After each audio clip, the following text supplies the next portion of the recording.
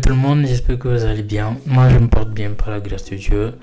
Donc aujourd'hui, nous allons parler d'ergonomie et de télétravail. Donc depuis un certain temps, dans mon activité professionnelle, je suis amené à travailler beaucoup plus en distanciel. Donc je me suis mis à la quête des meilleurs outils ou de ce qui peut me permettre de pouvoir avoir un environnement de travail ergonomique. Donc il y a plein de choses dont j'aurais pu parler, mais dans cette vidéo je vais vous présenter deux outils qui pourraient grandement vous aider à améliorer votre setup de télétravail, votre environnement de télétravail tout simplement. Donc sans plus tarder, on y va.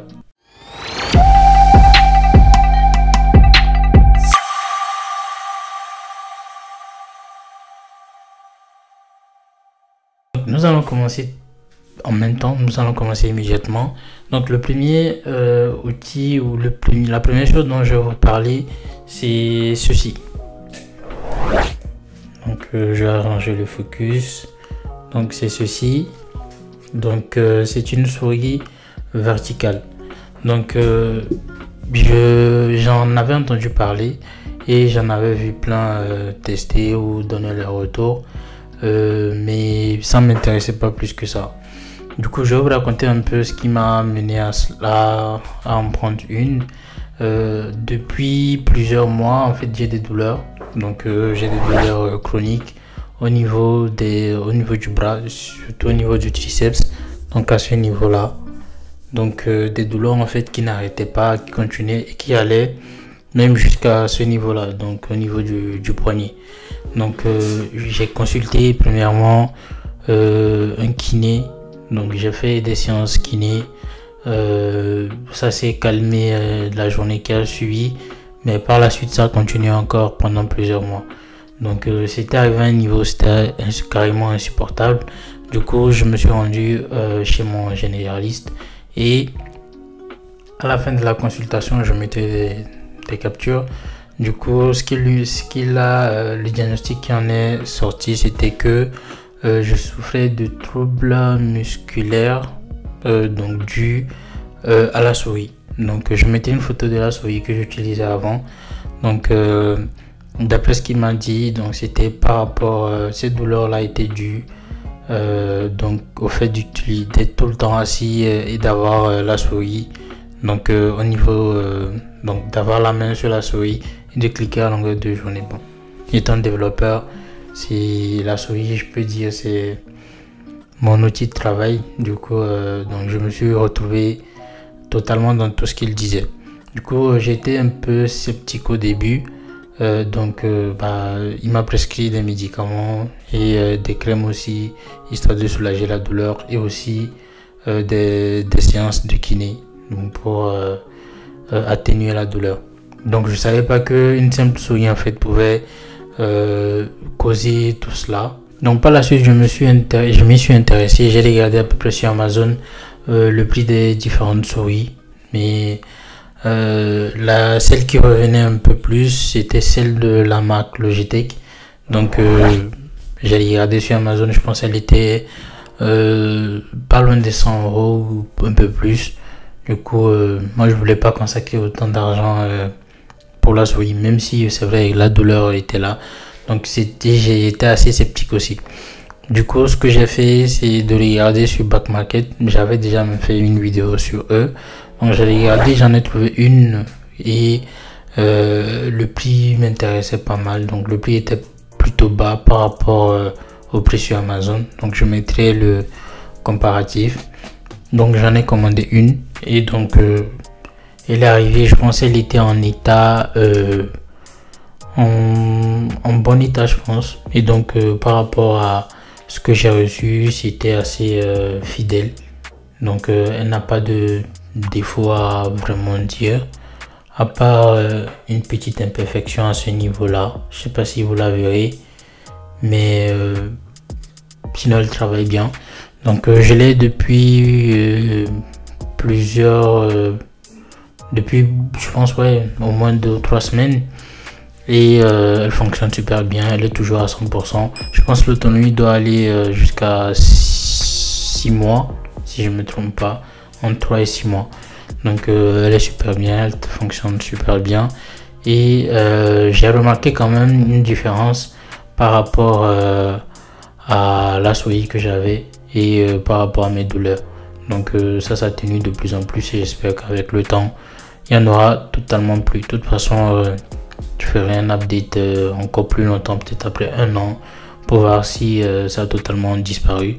Mais j'ai quand même remarqué une différence. Les souris verticales, donc souris dites ergonomiques, ont plusieurs avantages donc par rapport aux souris dites normales, parce que la position naturelle, en fait, quand on utilise une souris ergonomique, notre main elle est positionnée dans son sens normal, alors qu'avec une souris normale, au lieu que la main soit toute droite comme ça, on la penche comme ça afin de cliquer. Du coup, vous voyez que entre ce mouvement là qui est normal et celui-là, il y a quand même une torsion qui est faite, et pour certaines personnes il n'y aura pas de douleur, mais pour d'autres comme moi, au fur et à mesure de plusieurs heures d'utilisation, ça commence à créer des douleurs. Donc mon conseil serait de penser à une souris ergonomique, pas forcément celle-là, mais pour ceux qui ont des douleurs ou ceux qui ont eu des douleurs comme moi, de penser à ce genre de souris, parce que littéralement ça sauve la vie quand même et ça améliore quand même le confort de travail. Donc le second objet ou la seconde chose dont je voulais parler dans cette vidéo, c'est un standing desk. J'avais déjà même fait un short dessus. Ça fait plusieurs années que je vois du contenu dessus et c'est quelque chose qui m'intéressait. Et du coup, à force de travailler à la maison, j'ai commencé à avoir de plus en plus des maux de dos. Donc, à force de laisser assis, des fois c'est de 8 heures jusqu'à 18 heures et plus. Donc, ça cause beaucoup de maux de dos. Et littéralement, c'est pas super bien de rester assis longtemps. Donc, les médecins nous en diront plus, mais c'est plus. Il faut, je pense, chaque 1 heure marcher, rester debout, se déplacer pendant 1 à 2 minutes. Donc, pour ceux qui ont des Apple Watch, elle envoie des notifications aussi pour qu'on ne reste pas assis longtemps. Mais des fois, quand tu es absorbé dans ton travail, tu oublies totalement de te lever ou de bouger. Donc, j'ai pensé à en acquérir un et directement, je me suis informé, mais en regardant sur le net, je suis allé sur le site d'IKEA en premier, j'ai regardé.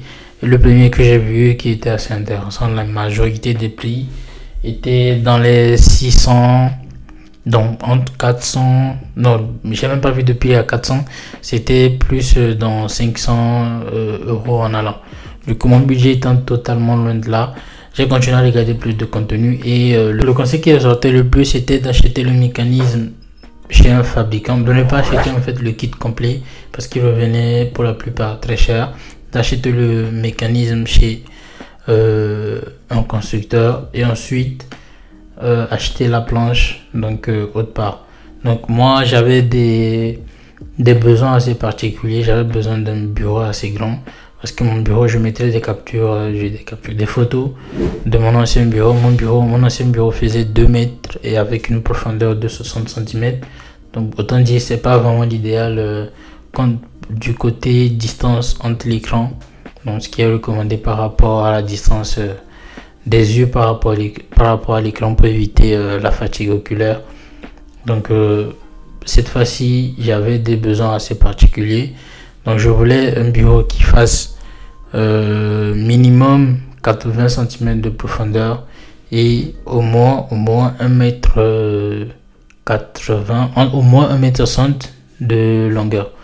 Donc je me suis donc pour le mécanisme, je l'ai pris chez cette marque là. Donc pendant que je parle, je vous mettrai des captures. Donc c'est un mécanisme avec 2 moteurs. Donc j'en suis très satisfait, il est très silencieux. Je mettrai une vidéo du bruit que ça fait quand ça monte.